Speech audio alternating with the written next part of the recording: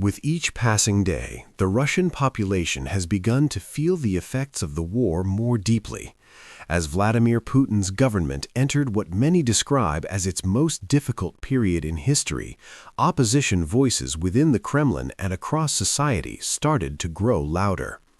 Russian public institutions, including healthcare services, fire departments, police forces, and road construction agencies, are increasingly suffering from the consequences of the war. Beyond the public sector, hundreds of thousands of private sector employees are also facing hardship, as many have stopped receiving their salaries altogether. Frustration has reached such a level that anti-war protests and riots have increased noticeably throughout the country. The financial burden of the war has grown so large that Moscow is struggling to support its own population. In just 1 week, 30 billion rubles were spent on the front lines, an amount that nearly equals the entire annual budget allocated to Russia's firefighting services. One direct result of this imbalance is the worsening situation with uncontrollable wildfires in Siberia. Similar effects can be seen in the mass departure of young doctors whose professional futures have stalled, as well as in the collapse of road construction companies. To understand the deterioration of Russia's internal stability, it is enough to examine the current condition of its firefighters. The annual budget of the Ministry of Emergency Situations is approximately 288 billion rubles. However, the daily costs of the war in Ukraine are putting extreme pressure on this budget. This crisis is not only financial, but also psychological.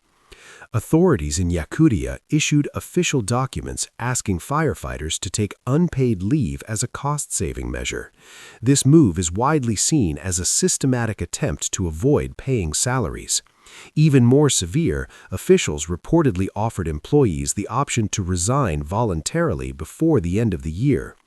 According to sources, more than half of the workforce was forced to sign these resignations under threat of dismissal. As a result, firefighters who already risk their lives daily are now facing serious economic insecurity. A firefighter from Carélie, speaking in a public video, described low wages, frequent delays in salary payments, and a lack of protective equipment. He explained that firefighters are constantly moving from one fire to another while remaining nearly penniless. According to him, many colleagues earn only 35,000 rubles per month, a salary he says does not justify the physical demands and risks of the job. Firefighters in Buryatia and the Trans-Baikal regions of Siberia have also reported severe shortages, including a lack of equipment, protective clothing, and even gasoline needed for field operations. They further state that authorities force them to work as volunteers without compensation. The internal crisis is not limited to emergency services. It is also destabilizing Russia's logistical infrastructure. A new form of logistical breakdown is emerging not only on the Ukrainian front, but within Russia itself. According to a report from Ukraine's Foreign Intelligence Service, SVR, the road maintenance crisis is worsening across multiple Russian regions. In the Irkutsk region, reports indicate that funding for road maintenance and repairs may be completely exhausted by the end of 2025. This would effectively mean abandoning infrastructure in one of Russia's largest regions, including the city of Irkutsk itself. Such conditions could trigger a cycle of disorder and unrest. In strategically important regions such as Kamchatka and the Amur region of Siberia, road construction workers have gone on strike over unpaid wages, actions that could directly affect Russia's logistical capacity.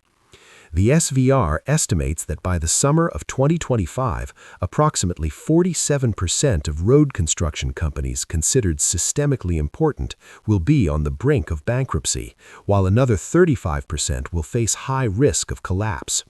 This situation is viewed as clear evidence that every ruble diverted by the Kremlin to finance the war is weakening the country's economic foundations.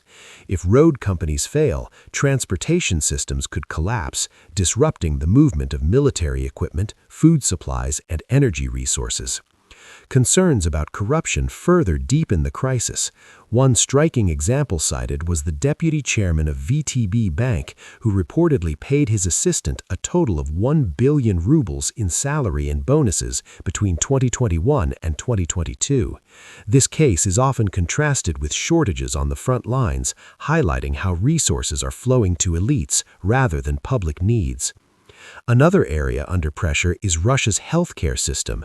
A newly signed law by Vladimir Putin threatens to worsen conditions even further. Under this law, medical graduates who complete state-funded specialist programs are required to begin their careers in under-resourced rural hospitals. The policy has sparked widespread anger among medical students. A surgical residency student from the Siberian city of Tomsk reacted strongly, stating that he did not want to become an alcoholic at an early age and live in a desolate village with no future. The policy forces young doctors to work in rural areas without guaranteed salaries, housing, or institutional support. Those who fail to meet the terms of their contracts face fines amounting to 3 times the cost of their education. This is effectively equivalent to officially destroying the careers of young Russian doctors. Medical students argue that mandatory workplace internships will not solve the doctor shortage. On the contrary, they will create new problems, including exhaustion, burnout, and healthcare workers leaving their professions altogether. This development is widely seen as a sign of the collapse of the healthcare sector. Sanctions had already made becoming a doctor increasingly difficult, as access to medicines, equipment, and medical supplies became far more limited. Now, this law is deepening the crisis by discouraging young people from entering the medical field at all. While Russia's elite claim that this situation does not affect doctors in Moscow and St. Petersburg, the rest of the country is paying a heavy price. This clearly demonstrates that Russia's healthcare system is deeply divided and that resources are not distributed fairly. At the same time, Russia's industrial backbone depends heavily on shift workers, yet this sector too is on the verge of collapse. According to Rosstat, unpaid wages reached 2.156 billion rubles by the end of October 2025. Just 1 year earlier, that figure stood at only 729 million rubles. This represents an increase of more than 3 times, a striking indicator of the scale of economic devastation within the country. Hundreds of shift workers in key industrial regions such as Sverdlovsk, Kaliningrad, Yamalo-Nenets, and Krasnoyarsk are facing extreme hardship because their wages have not been paid for 2 months. Workers in this situation, including those at the Primorskaya thermal power plant, are forced to take out loans simply to afford travel back home. Public activists note that companies that fail to pay wages often change their legal status, leaving former employees without any compensation. A source within the labor market confirms that customers usually transfer funds to contractors on time, but the money disappears at the contractor or subcontractor level. According to international data, in the final months of 2025, complaints about wage delays in Russia increased by 60% compared to the previous year. 46% of wage debtors come from mining and manufacturing companies where shift work is most common. Russia's core industries are quite literally showing signs of collapse. This internal collapse has also spread into the regime's systems of protection and control. Statements by human rights activist Olga Romanova support the growing narrative of panic and betrayal within Russia's security and repression apparatus. Since the start of the full-scale war in Ukraine, high-ranking police officers, prison officials from the Federal Penitentiary Service, FSIN, and senior investigators have begun fleeing to Western countries. Romanova states that dozens of such individuals have left the country and that she currently works regularly with 5 of them. Among those who fled is even an investigator from the Central Office of the Russian Investigative Committee, someone who worked on major cases. Most notably, 4 high-ranking FSIN officials have testified before the International Criminal Court. These individuals witnessed orders to torture Ukrainian citizens in Russian prisons. Romanova emphasizes that the testimonies of these insiders are sometimes even more valuable than United Nations reports because they come from people who know the Russian system from the inside. According to these defectors, many joined the security services with the hope of changing the system from within, but abandoned those hopes once the war began. Their escape reflects the moral collapse and deep panic spreading within the Kremlin's own ranks. In reality, none of these developments are isolated problems. They are all consequences of a single root cause, creating a domino effect across Russian society: the unlimited financing of the war. The simultaneous collapse of firefighters, road workers, and doctors directly undermines the unspoken social contract Vladimir Putin made with the population. One of the most serious consequences of this chain reaction is the complete erosion of trust in the state. When firefighters in Siberia cannot access even the most basic emergency equipment, it sends a clear message to civilians that they are on their own. This reveals that the state's promise to protect its citizens is little more than propaganda. In Yakutia, authorities granting firefighters unpaid leave or forcing them to resign suggests that the government prefers to conceal its financial crisis rather than prevent potential disasters. This is a shocking illustration of how deeply the economic crisis has penetrated Russian society, extending far beyond the physical destruction of war and into the very core of family life. Naturally, there is also an elite dimension to this collapse. When empires fall, those at the top are often the first to feel it.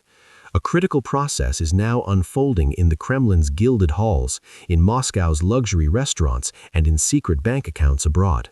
Russia's elite, oligarchs, generals, and senior bureaucrats who benefited from Putin's 25-year rule may now be preparing to abandon the system that sustained them. It's striking that the elite appear to be panicking while ordinary Russians endure worsening living conditions and workers across both public and private sectors struggle to receive their wages. Russian workers fighting for a few thousand rubles and oligarchs desperate to preserve their fortunes are both caught in the same crisis. This paradox highlights the scale of the collapse. The question then arises, does the Kremlin still have a realistic chance to resolve this crisis? One of Russia's most critical vulnerabilities is the growing panic over human resources. Hundreds of thousands of soldiers deployed to Ukraine, whether on the front lines or removed from civilian life, have created an irreversible labor shortage in Russia's industrial and technological sectors. Reports from open-source intelligence analysts confirm that personnel shortages in strategic industries, especially defense and information technology, have reached record levels. This shortage is already affecting tank production, missile development, and key infrastructure projects. For these reasons, it appears increasingly likely that the Kremlin will face new crises rather than solve its labor shortages. The regime's focus on oil resources in the Urals was seen as a temporary solution to economic and labor problems, but analysts now predict that even these resources will be insufficient. The average selling price of Russian Urals has fallen below $60 per barrel in the last quarter, down from $95 before sanctions were imposed. This $35 drop has pushed the National Welfare Fund, one of the Kremlin's main sources of war financing, below a critical threshold. Instead of easing the burden of war, the fund is now being depleted at an accelerating pace. In practical terms, revenues from Russian oil and gas exports can no longer sustain the war effort. Instead, they are deepening the country's economic crisis. Unsurprisingly, these conditions have had a profound impact on ordinary citizens. For many Russians, the only remaining option is to escape the consequences of the war by leaving the country. Since the war began, Western intelligence estimates suggest that more than 1 million Russian citizens have left to avoid mobilization, political pressure, and economic hardship. This migration includes not only young men, but also highly skilled engineers, IT specialists, and scientists. Their relocation to countries such as the United States, European Union members, and Turkey has severely undermined Russia's capacity for recovery. Meanwhile, Russian oligarchs have built complex legal and financial structures to move their assets to places like Dubai, Istanbul, and Hong Kong. Every $1 billion leaving the country represents resources no longer available to support the Kremlin's policies. This outflow is not only capital flight, but also a clear sign of collapsing faith in the regime. If the war continues under these conditions, this trend is likely to intensify. As economic hardship deepens, shortages of basic food and consumer goods may push even more civilians to flee. The social contract that once symbolized Putin's political and economic strength has been shattered. This systematic breakdown has destroyed the fundamental pillars of the Russian state, its economy, and the loyalty of its elite. When a leader can no longer keep his core promises to the people and even his closest supporters turn away, a critical historical process begins. In such moments, the duration of a leader's rule is no longer determined by strategy but by time itself. Putin may believe he still has limited time and allies will rescue him from a crisis. Support from North Korea, including troops and military resources, may offer temporary reassurance. However, China has not provided comparable backing, and North Korea alone may not be able to preserve Putin's hold on power indefinitely.